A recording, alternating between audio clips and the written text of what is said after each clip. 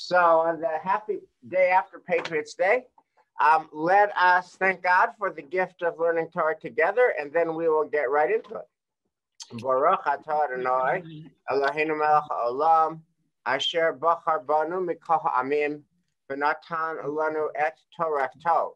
Baruch atah Adonai, noten haTorah. So good morning, everybody, and we do have a real treat today. This is one of the most famous stories in all of the Talmud, and it actually follows directly in some ways from what we did last week. So you'll remember that last week, the Romans were sieging Jerusalem, and the Jews were starving to death, and there was an inner civil war between the zealots and the less zealous. And you remember that Yochanan ben Zakkai gets smuggled out of this infernal besieged Jerusalem through a coffin and gets to the emperor, gets to the future emperor, the current general, the future emperor, predicts that he's going to become the emperor, and that as a result, Vespasian says, I'll grant you 3 wishes. And you remember the first wish was give us the yeshiva at Yafna. We talked about that last week. And there's a lot of energy around, should he have asked for Jerusalem? Should he have asked for the whole people? Should he have asked for don't destroy the temple? Versus asking for just a small segment, an elite kind of yeshiva. And we had a lot of good conversation in the Gemara and also in our class. It was attainable. It was a small win, but at least it was a win. If you grab too much, you don't get anything. Then we talked, you remember his second wish was about, I'll come back to his second wish. His third wish was a doctor for Rabbi Tzadok, who's one of his friends who had digestion issues because Rabbi Tzadok had fasted and he couldn't eat anything and he was very ill. And you remember the Gemara tells us that Yochanan ben Zakkai asked for, and Vespasian got him a doctor who cured his digestion issues. That was the second one. The last request is what we're going to focus on today, which is when we have this yeshiva in Yavna, where Rabbinic Judaism is going to get founded. We Jews are a cantankerous people, and we always argue, and we always disagree, and 3 Jews, 4 opinions. So Rome, what we would love is for your imprimatur that the official leader of the Jewish people, the official leader of this yeshiva, is the family of Gamliel. That was part of Yochanan ben Zakkai's request. What we're going to do today is double click on the implications of that. What does it mean that you say that the Jewish people are always going to be led by the Gamliel family? And the Gemara here has one of the most famous stories about what that means. So, but before we even get there, just let me ask you, based on your own experience, what is likely and what is to be predicted if a family is given a dynastic grant of authority? The Gamliel family, the first generation Gamliel, and the second generation Gamliel, and the third generation Gamliel are always going to be the leaders, which is what Yochanan ben Zakkai asked for. What are some predictable consequences of that? If not even predictable, maybe inevitable. Linda. You're not going to get consistent quality necessarily, and there's not going to be any competition in a way with other families so that you end up getting the best. I'm not much of a real history scholar, but it just seems to me that there are a lot of problems with that. Right. So one problem that you're talking about is if you don't have a meritocracy, and if it's a guarantee, is you could get mediocrity. Mediocrity, not meritocracy. Who knows whether a particular generation of Gamliel is the best leader, but if it's theirs and it's in the bag just because of their name, then you're not always going to get the best leadership.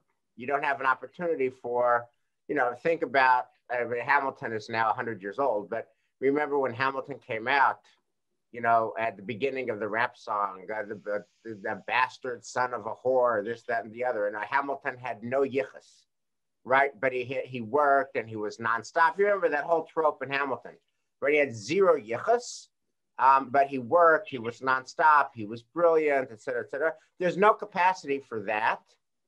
There's no Hamilton breakthrough if Gamliel is always going to rule.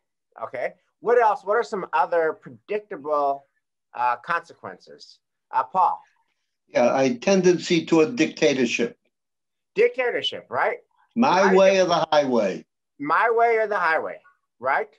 And so what is dictatorship? At a minimum, arrogance, right? How dare you? How dare you question me? I am Gamliel. I am the leader, right? So it's somewhere between, between dictatorship and just extreme arrogance. What are some other possibilities that you could just predict before you even read this story? If Gamliel has a dynastic grant, what else might you expect? What do you think would be his attitude towards change and evolving and flexing to meet the needs of the times? What would you expect? If somebody is always going to be right, or my way or the highway. Harriet. I think he would be inflexible and would not want change. Right, inflexible, not want change, right? It's my way or the highway. It's always been this way. It's the way we do it in our family. And that's what we're going to do. So there's there's arrogance. There is my way or the highway dictatorship. There's mediocrity, and there's resistance to change. That's without knowing anything, right? The final point about this is, this, power, we could say this together, power corrupts, and absolute power corrupts. Absolutely, right? So when Yochanan ben Zakkai, we debated last week his 3 requests. We gave him an A for Rabbi Tzadok because he cares about chesed, although he didn't see all the other people who died. The response about saving Yavna, okay, so Rabbinic Judaism made its, it made its future there. Although the temple and the people were killed, but what could he do? But this middle request that he makes, give us Gamliel and let him be the dictator of the Jewish people. That is going to be something that has to get worked out. And our story here today is where it gets worked out. So I sent you the text yesterday. Again, this is a very famous story, so we'll get right to it. And we'll just study it in bits and pieces and digest it. And anybody who wants to ask any questions, raise your hand or put your questions in the comments, okay? The respective positions of Rabbi Gamliel and Rabbi Yehoshua figure prominently in an incident. Now, Rabbi Gamliel is the rich dynastic head. Rabbi Yehoshua is a blacksmith. He's a laborer. He's kind of a Hamilton type Jewish figure. He doesn't have yichus. He doesn't have money. He doesn't have dynasty. He's a blacksmith. He's a worker. So you have right in the beginning of this year, you have a whole economic and socioeconomic divide. Okay. Now, the rabbis taught in a baraita. That's a piece of rabbinic literature around the year 200. It does not make it in the Mishnah. Baraita means outside of. That is, it's outside the Mishnah, but it's around the same time as this wellspring of Jewish literature. So we're looking at a text that is 1900 years old. There was an incident involving a certain disciple who came before Rabbi Yehoshua. So first of all, this, like when you were a parent of young kids, or whenever you hear there's the word incident, that's not a good news. Incident is never a happy thing. It's like if you hear the word tarmac, that's not a good day. right? If the word tarmac is in your day, that means you're stuck in an airplane for several hours. Tarmac is a bad day. An incident is a bad day involving a certain disciple who came before Rabbi Yehoshua. And the disciple said to him, is the evening prayer elective or compulsory? So, you know from the Shema, uveshachbacha uvekumecha, you're supposed to say these words, uveshachbacha uvekumecha, when you lie down and when you rise up. So the question they're asking is it a nice thing to do, or is it a gotta do? Is it something that you can do if you feel like it at night, or do you have to say it? That is, the morning prayer is compulsory, but the evening prayer, there was a question. Maybe if you already said it in the morning and you already prayed, maybe the evening you went out, you had a meeting, you came home, you had dinner, and you just forgot about it. Is it obligatory? Okay. So the disciple said, is the evening prayer elective or compulsory? And Rabbi Yeshua said, it is elective. Then the same disciple came before Rabban Gamliel. He said to him, is the evening prayer elective or compulsory? And he said, it is compulsory. Then the disciple said to Rabban Gamliel, but Rabbi Yehoshua told me it is elective. Rabban Gamliel said to him, wait until the shield bearers, that is the Torah scholars, enter the study hall and pose your questions again. Okay? So what you have here is a dispute on the merits, about a little bit of a technical question. Do you have to pray the evening service? Rabban Gamliel says, yes, you do. It's an obligation.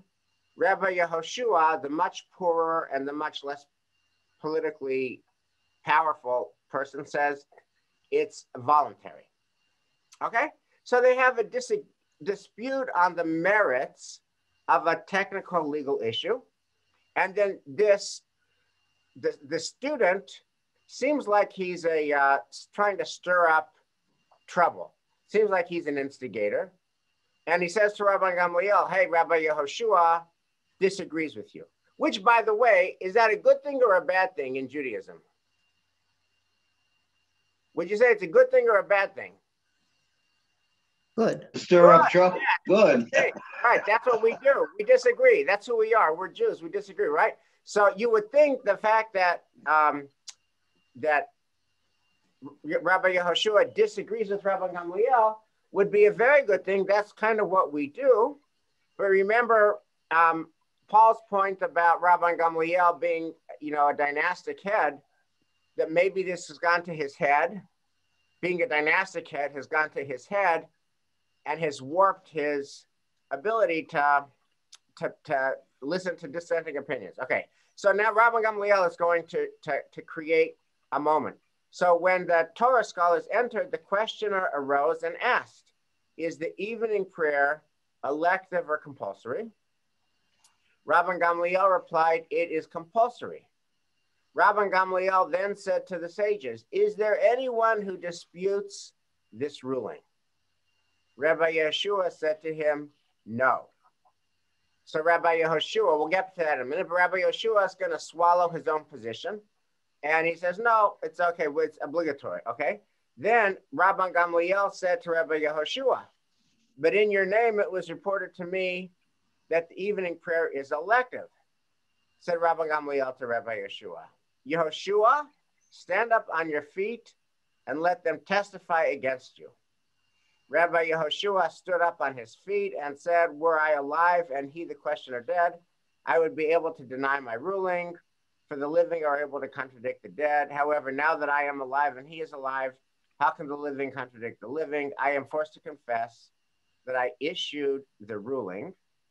And then Rabban Gamliel continued sitting and lecturing, and Rabbi Yehoshua remained standing on his feet until all the people murmured and in indignation and said to the announcer, this guy who's like a translator, stop, and he stopped. Okay, so what you have here is, so let's unpack this.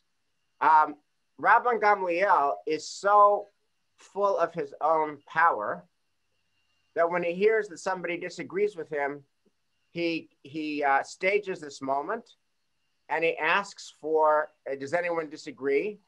And no one disagrees. And then Rabban Gamliel instigates Rabbi Yehoshua and says, Rabbi Yehoshua, I thought that you disagreed with me. Somebody saw that you disagreed with me. And then Rabbi Yehoshua said, okay, I did disagree with you. And then Rabban Gamliel basically humiliates him in public. Okay? So this is the Rabban Gamliel that Yochanan ben Zakkai asked for. Okay. Let me just pause. This is the first scene in this, the first act in this play. Any questions, thoughts, or commentaries before we explore a little bit more and then go on to the next act, the next scene? Any questions? Anyone want to think about, why do you think Rabbi Yehoshua, who believes that the evening prayer is voluntary, why does he swallow that opinion and say, I'm with you, it's obligatory? Well, let's just talk about that for a second. What's going on with Rabbi Yehoshua? Anybody? Paul? Well, Gamaliel is the boss. Right. And he wants to stay in good stead with the boss. And he can swallow his pride for a little while and always make a comeback. Right. And so he swallows his pride. You know, when Lisa Hills works with the professional team to make sure that we're working well together, she has this concept called alignment. And alignment does not mean that everybody agrees on the merits of what to do. People are free to disagree. I think you should go this way. I think you should go that way. But you're aligned, like, okay, I can accept the group wisdom. Even I would do it differently if it were my decision, but I can accept the group decision. And that's what Rabbi Yehoshua seems to be doing. He seems to be saying, like, if you ask me what I really think, I think it's voluntary. But if you really feel it's obligatory, I'll go with it. I'm aligned. And Rabban Gamliel then does this move where he basically humiliates him in public. So let's pause there. If you were in the yeshiva, you are a Torah scholar, and you saw this moment where Rabban Gamliel is trying to humiliate another rabbi, and add to this that it's a rabbi who's known to be, you know, a poor worker rabbi, what would you think about Rabban Gamliel? And what would you think about Rabban Gamliel, and what would you think should be done if you were among the students in the yeshiva at that moment?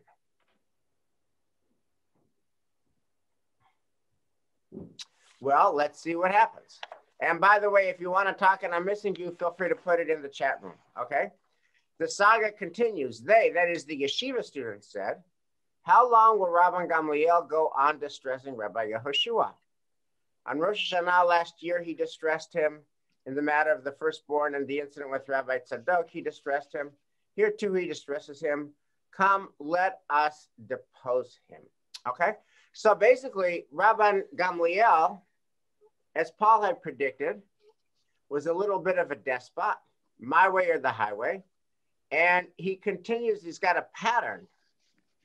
You know, it's like all these leaders who do bad things, you know, like Cuomo and the women. It's not once, it's a pattern.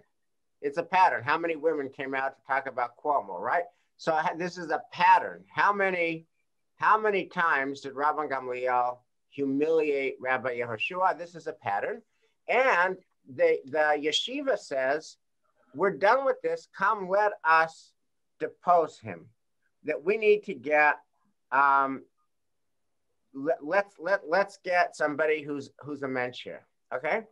So then agreeing to this, the sages, okay, but now they have a question. Who are we going to apply in his stead? Now, this is very interesting. Let me ask you this question before we look at it. If you were to say, you're going to look for a leader who is going to replace Rabban Gamliel, what would be the qualities that you will think the next person needs to be able to stand up to it? So let's see what happens. Agreeing to this, the sages asked, whom shall we appoint in his stead? Shall we appoint Rabbi Yehoshua? We cannot do so, for he's personally involved in the incident. shall we appoint Rabbi Akiva? We cannot do that either. Perhaps Gamliel will cause punishment to fall on him, and he'll die because he does not have the merit of righteous forefathers to protect him. Rather, so we'll get to that in a minute. Rather, let's appoint Rabbi Elazar ben Azariah, for he is wise, he is wealthy, he's a 10th generation from Ezra. Now that's a name you know from the Passover Seder. Elazar ben Azariah was a young man, but it was like he was 70. So what are the three things you need to be a leader in the Jewish community? You need to be wise, you need to be wealthy, and you need to have yichus, right? Wise, wealthy, and yichus. Those are the three things that Elazar ben Azariah has, right? See, the importance of those attributes for the position of Nasi, the head, is explained. He's wise, so that if he is asked something, he'll be able to answer. He's wealthy, so that if when needed to deal with the house of the Caesar, he, like Rabbi Gamliel, will be able to go there. And he is the 10th generation from Ezra. He's got yichus, so that he possesses the merit of righteous forefathers. And Rabbi Gamliel will be unable to cause him punishment. Now, what do you think of that list? What do you think about that list for Jewish leadership? Any thoughts, comments, questions? They're going to depose a dynastic head, but they got to get somebody who has got all these three qualities. Paul. This goes for every group. It's universal. Right. Yeah, although it's interesting. It is interesting when you think about, we have in this country, if you think about the people who have been presidents in the 21st century, President Bush had yichus, right? His father was a president. His uncle was, Prescott Bush. Then you had Clinton, who, was the son of a single mother. You had Obama, who didn't have a father really at all that he knew. Was raised by his grandparents, right? So you have different principles. You have a dynastic principle where, Kennedy, if you're Kennedy, you got a leg up. If you're a Bush, you got a leg up. And then you have, the Alexander Hamilton, Bill Clinton, Barack Obama. You don't have that kind of yichus. But in this case, they're saying it's bring the yichus, because that's going to protect him if he's going up against, Rabban Gamliel. Okay? So now, so they came and said to Rabbi Elazar ben Azariah, is it pleasing to the master to become the head of the yeshiva? Do you want this job? He said to them, I'll go and consult with the members of my household. He went and consulted with his wife. Now, so in other words, let me ask my wife. You're asking me to replace this Gamliel. Do I want the job to replace Gamliel, right? Now, let's say you are the wife of Elazar ben Azariah. What would you say? How would you counsel your husband? Do you want to take over the job of this petty little dictator Gamliel? How would you advise Elazar ben Azariah if you were married to Elazar ben Azariah? Anybody? Paul. Get on mute, Paul.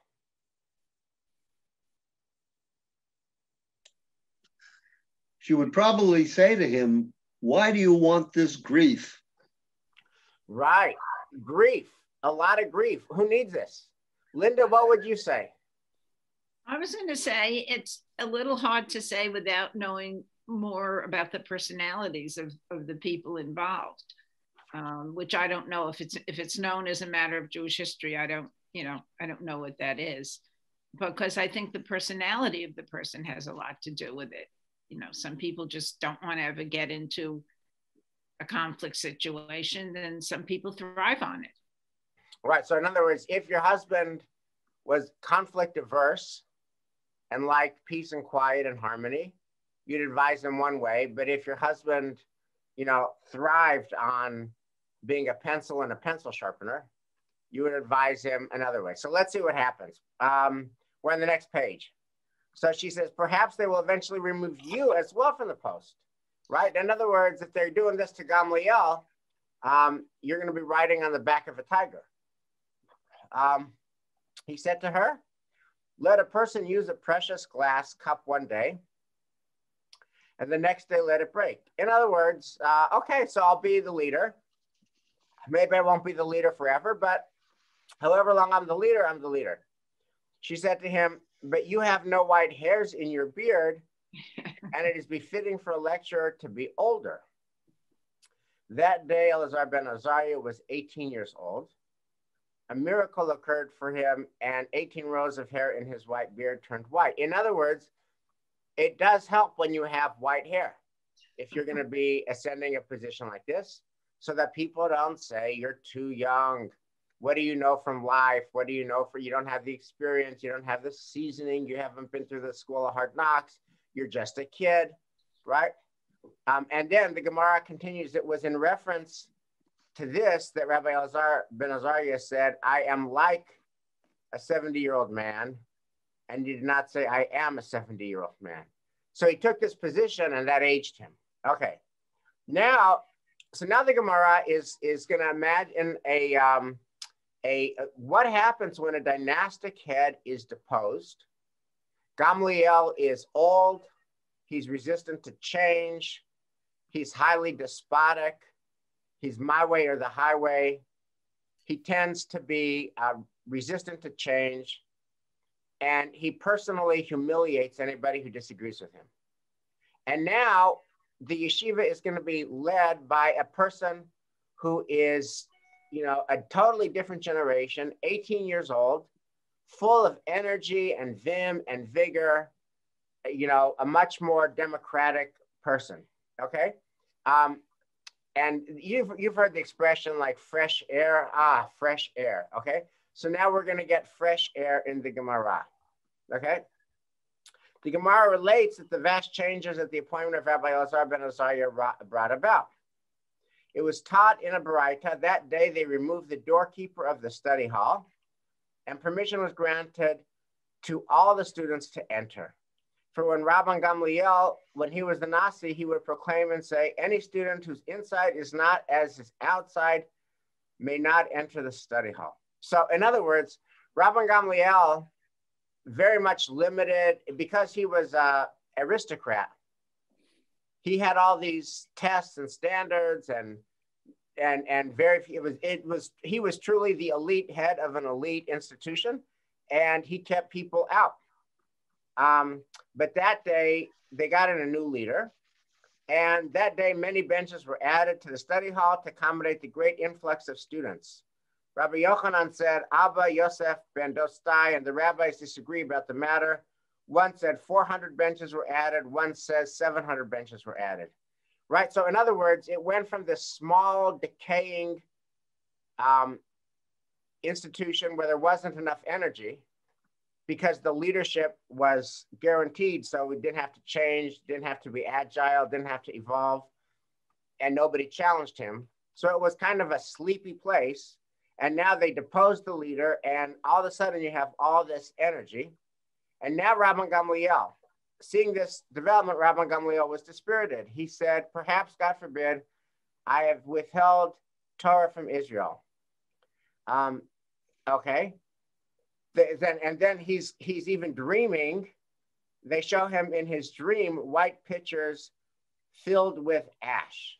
By the way, there was a piece on NPR about dreams during the pandemic. Your anxieties at night somehow express your anxieties during the day. And now Rabban Gamliel is thinking, I was a schmo because of my restrictive policies. Torah study was not thriving. Okay. Then let me pause now. Are there any questions yet? So you see at this point in the story, there's a dynastic head. He runs a reign of terror. It's a sleepy place. It's a limited place. It's an elite place. Dynastic heads are bad. What you want is leadership change and leadership evolution and new energy. And now they've got this new guy, Elazar ben Azariah, and you have Rabban Gamliel, who realizes, wow, I think I might have missed the boat. Any questions, thoughts, comments? Yeah. And again, feel free to use the chat. Okay, let's see what happens. So the consequences of the new admissions policy were far-reaching. A Baraita was taught, Tractate Eriyot was taught on that day. At any place where the expression on that day is used, it is a reference to that day, the day that Rabbi Elazar ben Azariah was installed as Nasi. And there was not a single law that had thus far been left unresolved in the study hall, which they did not then resolve. And even Rabban Gamliel did not withhold himself from the study hall even for a moment, as we learned in the Mishnah. So what you have is, now I got to back up for a second. So there's a lot of energy and a lot of Torah study. And now they're going to give you an example of what happens when you have fresh energy in the yeshiva. So here, just drop down to footnote number 12 for a second, because this is going to be such a very rich issue. This is the Torah in Deuteronomy says that an Ammonite and a Moabite shall not enter the congregation of Hashem. Even their 10th generation shall not enter the congregation of Hashem to eternity. Okay? This is interpreted to mean that an Ammonite or a Moabite, even after he converts, may not marry a Jewish woman. Okay? So this is it's a modern person would read this and just say this is racist and wrong. Any modern person who sees the world the way I do would be extremely uncomfortable by it. By the way, that's not just a modern point of view, because who's a famous Moabite who converts? Connie, you're muted. Ruth, right? So this verse says that if you're an Ammonite or a Moabite, you can never convert. It doesn't say man in the verse, by the way. It just says an Ammonite and a Moabite shall not enter the congregation of Hashem. So that it says, it doesn't discriminate in the verse, Deuteronomy 23:4, between a man or a woman. It just says no Ammonite and no Moabite can ever become Jewish. And we know that Ruth is a Moabite who becomes Jewish. And in fact, who's the descendant of Ruth? Famously, King David. So the person who is, you're not even allowed to become Jewish, and her descendant is the king of the Jews, okay? So this is the Torah on a very, very, very bad day. And the book of Ruth objects to this. And the house of David is a standing reproach to this terrible verse. But this is not, but those are Moabites. Ruth is a Moabite who becomes Jewish. David is a descendant of a Moabite who is the king of the Jews. This is the other half of that verse, which is an Ammonite, okay? So that's what you need for this context, okay? As we learn in a Mishnah, that day Yehuda, an Ammonite convert, came before them in the study hall. He said to them, what is the law as far as whether I may enter the congregation? May I marry a Jewish woman? Okay. Rabban Gamliel said to him, you are forbidden to enter into the congregation. Rabban Gamliel says, no, the verse says an Ammonite can never, enter the congregation. An Ammonite can never marry a Jewish woman. Said Rabbi Yehoshua to him, you are permitted to enter the congregation. So now Rabbi Yehoshua doesn't have to be terrified of Rabban Gamliel because Rabban Gamliel has been deposed. And Rabbi Yehoshua says, no, of course you're allowed to. Rabban Gamliel said to Rabbi Yehoshua, but is it not already stated an Ammonite and a Moabite shall not enter the congregation of Hashem? So Rabban Gamliel quotes this verse from Deuteronomy. Rabbi Yehoshua responded, but can everybody get on your mute, please, if you're not speaking?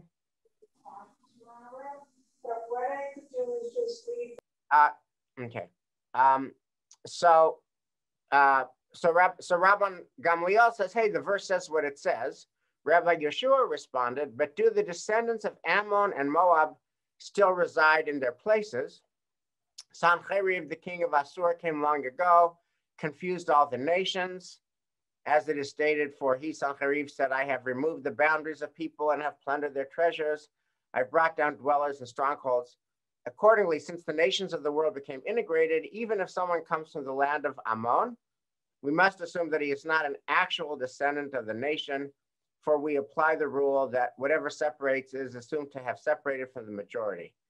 So in other words, here's what happens. There's a verse that's a pretty restrictive verse.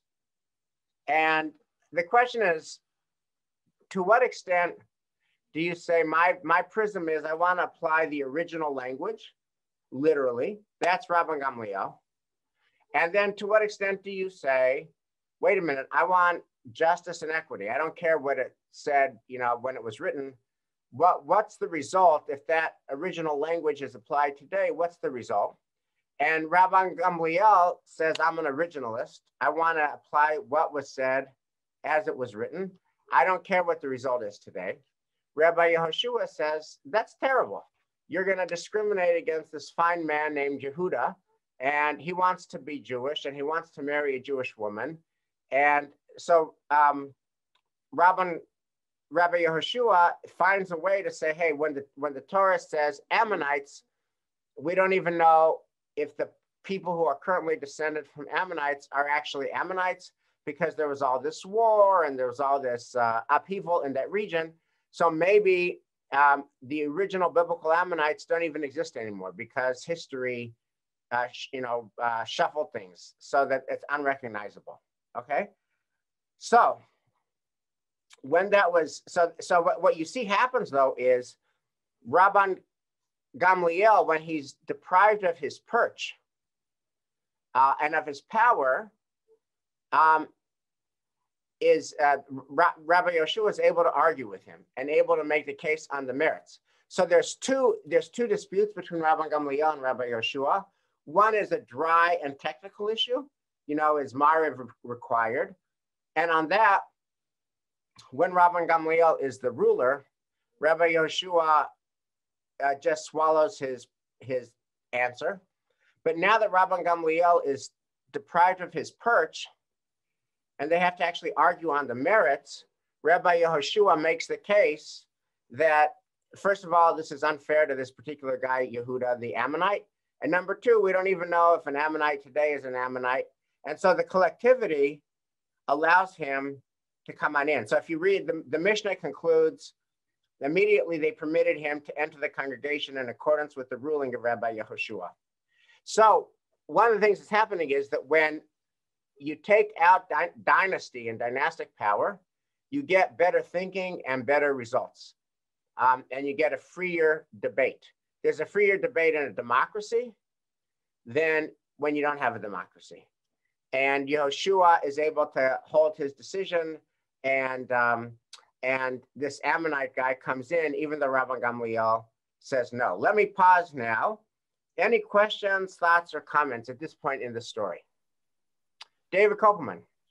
Well, it kind of reminds me of your own quarrel or dispute with the conservative movement on the issue of whether or not a rabbi should be permitted to perform a ceremony or participate in a marriage ceremony with a Jewish woman, a non-Jewish man, or vice versa, after the non-Jew has agreed unconditionally to raise the children Jewish.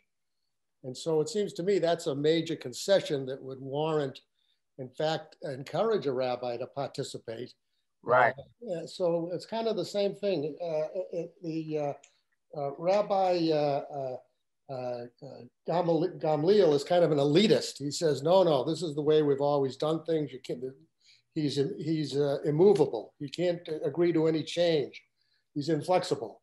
And to a certain extent, I think the conservative movement on that issue also demonstrates the same inflexibility as opposed to the reform movement, which apparently does permit rabbis to officiate at intermarriage, especially if there's I won't call it a capitulation, but if there's an agreement that the children will be raised in the Jewish tradition.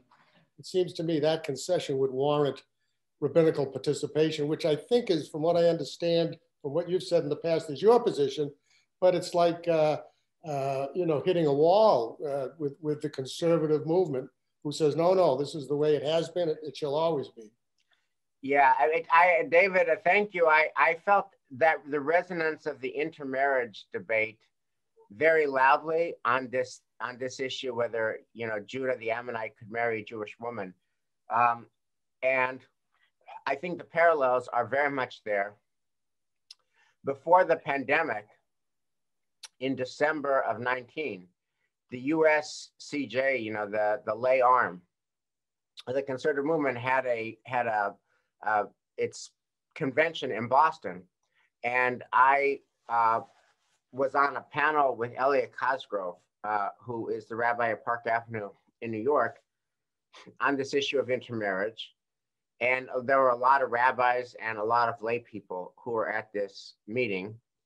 And he was arguing for the traditional stricture, kind of the Rabban Gamliel view. I was arguing for the Rabbi Yehoshua view, that the conservative rabbis should be allowed to do these intermarriages. And what was so interesting was the lay people clearly agreed with me, and the rabbis, for the most part, clearly agreed with Elliot Cosgrove. So it's, but I think that whole issue is wrapped up in this. So let's see what happens at the end of this story.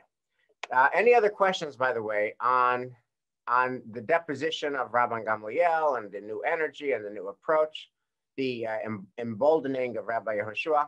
Immediately, they permitted Rabbi Yehuda to enter the congregation in accordance with the ruling of Rabbi Yehuda. The Gemara resumes the story. Said Rabban Gamliel, since that is the case, I shall go and appease Rabbi Yehoshua. When he reached Rabbi Yehoshua's house, he saw that the walls of the house were black. He's a blacksmith. So this is like a rich guy going to the poor side of town. He saw the walls of the house were black. He said to him, from the walls of your house, it's apparent that you are a smith. Said Yehoshua to him, woe unto the generation whose leader you are, for you know not the suffering of Torah scholars, how they support themselves and how they are nourished. Rabban Gamliel said to him, I have spoken excessively against you. Forgive me. Rabbi Yehoshua paid him no heed. Do what Rabban Gamliel pleaded, for the sake of the honor of my father. And Rabbi Yehoshua was appeased. So what do you think about that? That's a very, that feels like a very 21st century moment here. There's so much in this rich little vignette. You have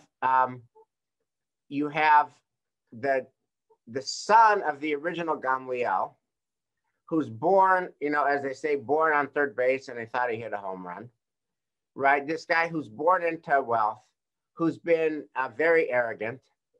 He goes to the house of a blacksmith. He's never been to this part of town. He doesn't know from people who have to work hard for a living. And he goes and apologizes. Who is your sympathy with in this conversation? Who do you sympathize with one or more? Do you sympathize with both? What's your emotional reaction to this moment where the rich kid, the son of a rich father, goes and kind of begs forgiveness? We have to ask why. He goes to the poor side of town and says, geez Louise, I didn't even know that people did this. Wow. And I'm so sorry. And Rabbi Yehoshua is in no hurry to accept his apology. And finally does it, not for the sake of Rabban Gamliel, but for the sake of his father. Any reaction to all of that?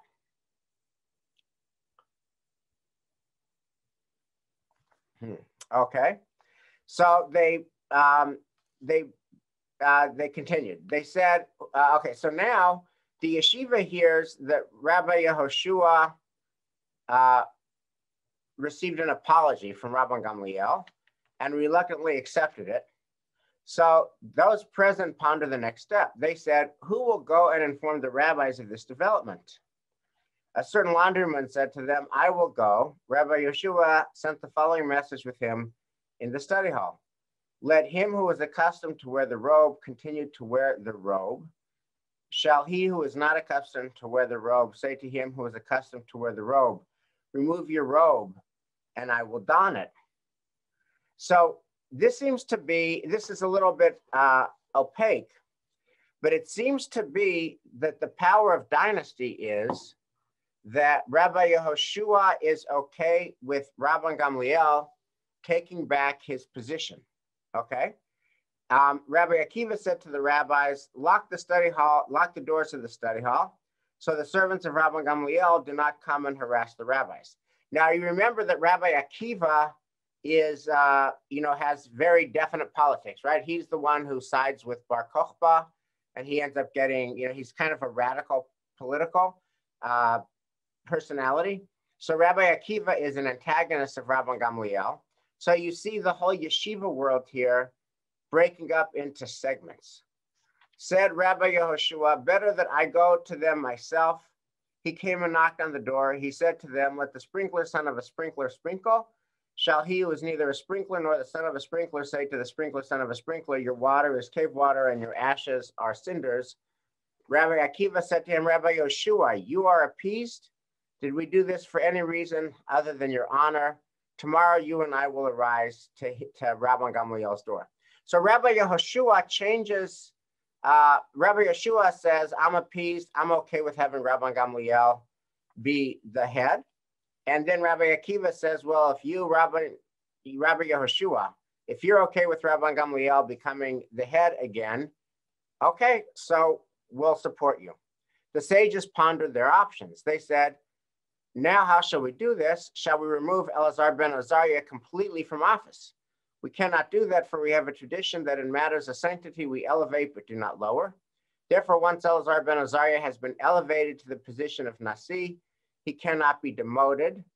Shall one master lecture 1 week and the other master 1 week? Should they alternate? This arrangement is unacceptable. It will lead to jealousy. Rather, let Rabban Gamliel lecture 3 weeks and Elazar ben Azariah 1 week. The Gemara comments, and this is the meaning of that which the master said in a Braita. Whose week was it? It was the week of Elazar ben Azariah. And then the Gemara concludes, the student who originally asked the question was Shimon Bar Yochai. So the end of the story is that when you zoom out, they depose Rabban Gamliel, who is a dictatorish,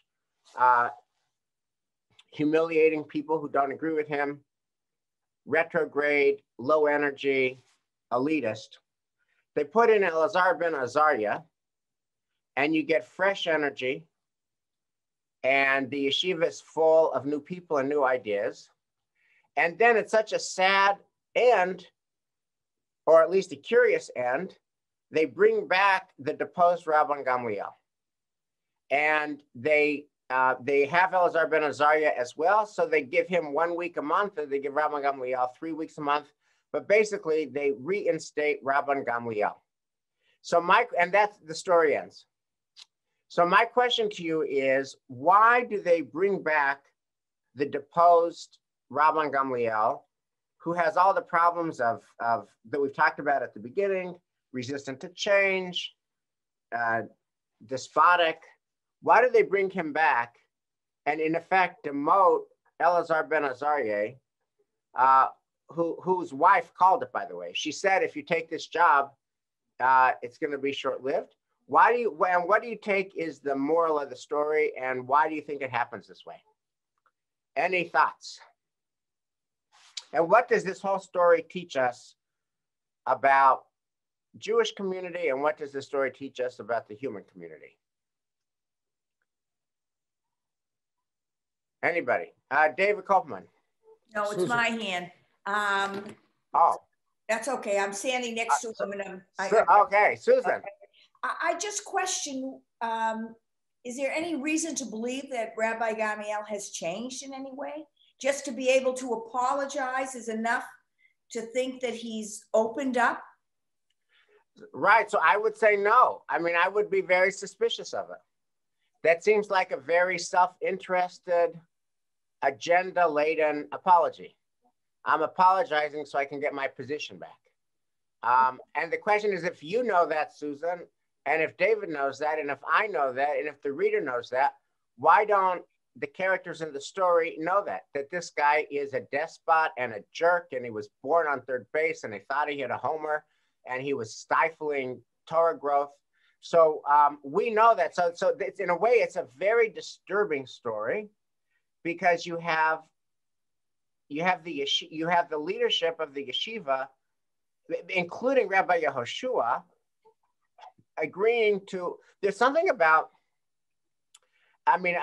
It's almost abusive. It's something about, like, I remember when I was in pastoral psychiatry, this was 25 years ago at the seminary, that my teacher named Sam Klagsbrun, whose wife is Francine Klagsbrun, it's a big writer in the Jewish world. Sam Klagsbrun said, here's the thing that is so painful about abusive relationships, which is, to use a classic example, the husband will beat the wife. And the wife knows that she's beaten, and she will always come back to the husband. And that if you're outside the relationship and you're rational and you're centered and you're grounded and you're outside, you say, no, don't go back.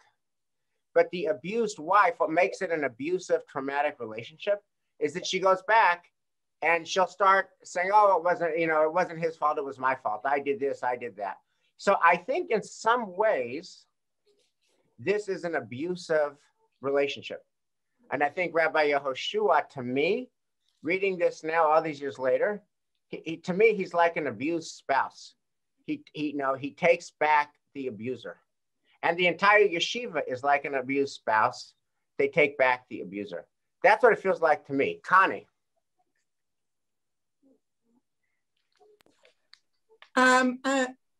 I think so often groups and people, individuals, tend to capitulate to power and money. Okay, but in this case, he was deposed. So why do you think, having deposed him, they took him back? Well, he still had money, didn't he? Yeah, maybe it's that. Maybe it's money. Yeah, it's a question. Annette, what's your read on this?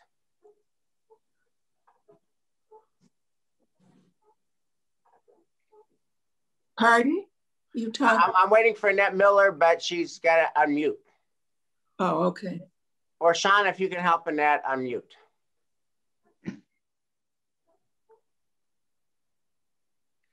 Okay, Annette, while you're unmuting, let me see if there's any other comments. Okay, Paul Kalis. I think it would be interesting to know how things transpired post Gamliel. Well, he stays in the job, but it's an interesting question. I'll have to look into that. David Kopelman.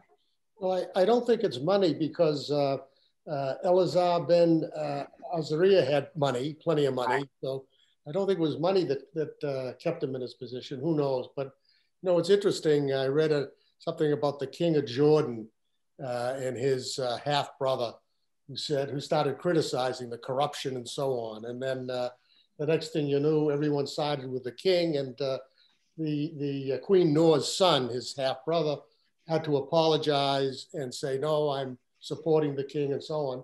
It may just be something to do with power, where Queen Noah's son was not really trying an insurrection. He was talking about corruption, mismanagement, but he got put in his place. It may well be that even though Gamliel was deposed, he may have had a cadre of supporters and was able to cling to his power because of that. And what's so interesting about it is he clings to his power despite the results, right? In other words, it seems like there's no debate in the story that when Gamliel was deposed and Elazar ben Azariah took the position, there was more energy, more people, more growth and dynamism in Torah study, more inclusiveness, that it was a better world at the yeshiva with Elazar ben Azariah. And that seems not to have featured in the denouement of the story. Well, that echoes your own debate with the conservative movement, which is the popular view in the amongst the lay people agreed with you that you should preside on intermarriages, especially if that concession is made regarding the next generation being Jewish.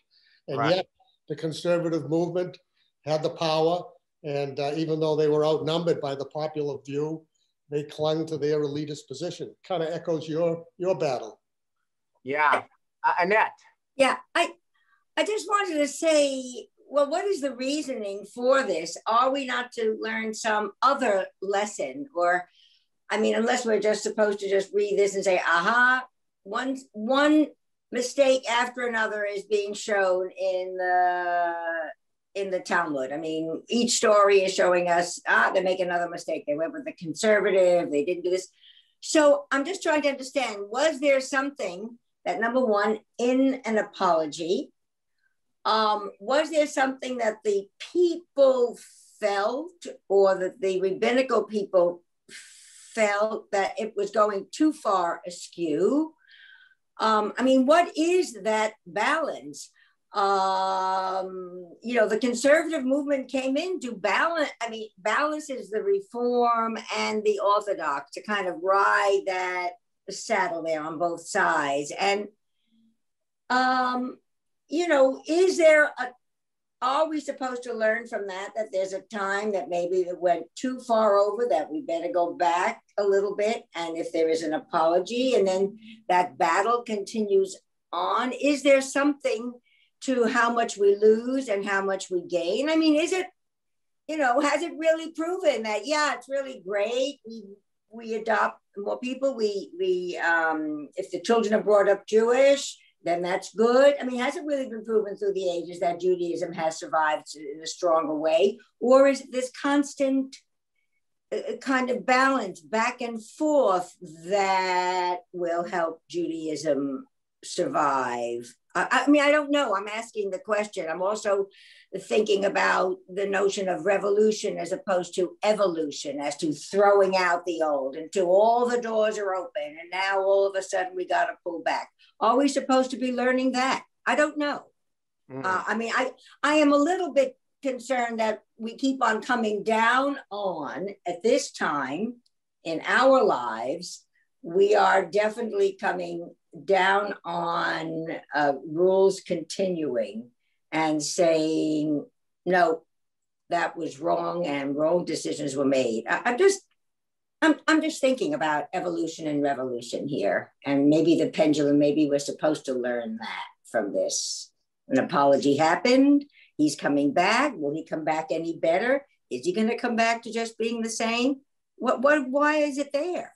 I mean, right. So I think what are the possibilities? So there's one possibility is that more than we know what we like what we know.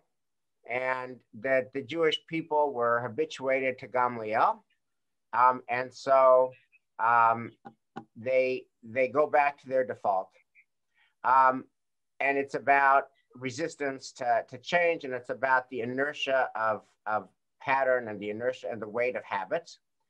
I think another one is about the fundamental inscrutability of humans, that we are a mystery. I mean, I'll tell you what I'll give you to me, a very clear American example of this, where the answer is, I just don't understand people. Like, I don't understand the yeshiva students who took back Gamliel. I don't understand in the wake of the Indianapolis shooting, where a 19-year-old is able to get 2 assault rifles and mow people down with it, why any attempt to pass sensible legislation making assault rifles something that you can't buy. You don't need those for defense. You don't need it for hunting. And yet you try to limit assault rifle sales. And this happens so often in America that it's now as routine as a traffic accident. Another attack, a mass shooting with an assault rifle is as common as traffic accidents. And I don't understand the American citizen that says, okay, there's nothing we can do about it. I just don't. So there's a certain inscrutability and mystery and humility. I also think it could just be the power of gravity. It could be the power of humility. For myself, it's also sobering how results don't seem to matter in this. That is to say that the yeshiva votes to reinstate the worst ruler, who had a lack of give and take, a lack of political debate, and who was restrictive and was elitist and was low energy. And they go back to that when they've seen the impact of a contrary role model by Elazar ben Azariah. So to me, there is something here about trauma and abuse, and how people who are traumatized and abused make bad, traumatized and abused decisions. And that when you look at it clinically and with sober, fresh eyes, you say, what are you doing? What are you doing? Don't take back your husband who beats you. Well, what about apology? I hate to say this. What does it mean when someone is humiliated and goes back and sees something? Do we not ever learn? I'm just throwing that out there. Yeah, Rabbi. but To say, he came in and saw this and said, wait, I've never even been here. Well, wait a minute. Maybe I ought to use, I'm just throwing this out, my dynasty, my power. Maybe I ought to start incorporating this in, and maybe people will feel, maybe people did feel safe. How safe did people feel in that other society? I don't know. But I'm saying that I'm surprised that we're just always throwing out that the lesson we're always learning is that what happened was wrong. Maybe there was something to it. Isn't there anything to humility? I don't know. Well, to me, an apology where there's such a payoff at the other end of the apology, like I can get my old job back. I mean, if I say, I'm so sorry that I, hit on all these women. I didn't mean to hit on all these women. I would never offend any woman. I didn't want to disrespect any woman.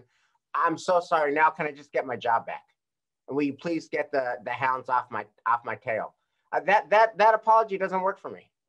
And to me, there's something very self-interested about saying, yeah, I kind of hit on them, but I didn't mean any disrespect. But I'm sorry if I hurt them.